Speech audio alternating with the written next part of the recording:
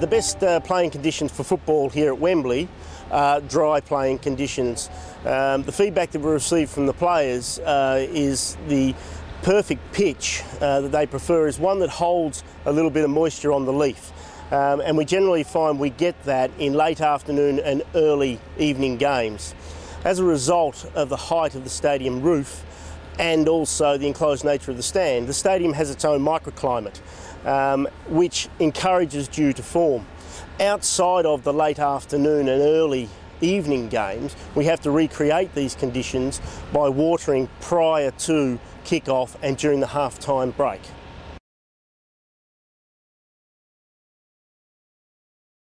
When redesigning the stadium, it was very important to consider the natural elements and what was required to sustain a healthy pitch.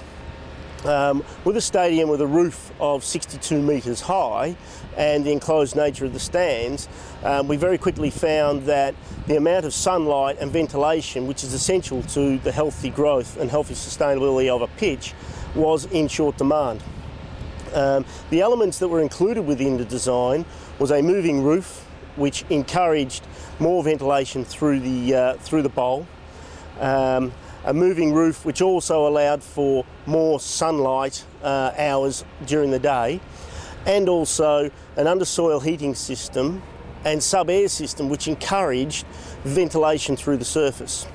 We also have growth lights, and these basically substitute for the lack of sunlight that we get in the bowl throughout the year. The pitch is exposed to approximately 3 months of sunlight a year. Outside of this, we have to artificially create the natural elements of nature to sustain healthy growth.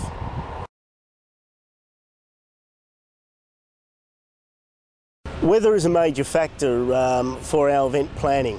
Certainly here in Britain, because the weather is so unpredictable, it becomes a major part of our event planning. Some of the issues that we need to consider, which are outside the stadium, is how our patrons actually get to and from the venue.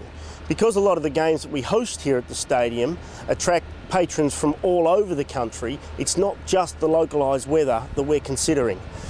Public transport networks are significantly impacted by poor weather. The road networks are significantly impacted by poor weather. So we've got an obligation to consider this during our planning to make sure that our patrons, when they're leaving from home, are able to get to the stadium on time, enjoy themselves, and then be able to get home without being stranded by poor weather. So weather is a major impact in our crowd safety management planning for an event here at Wembley.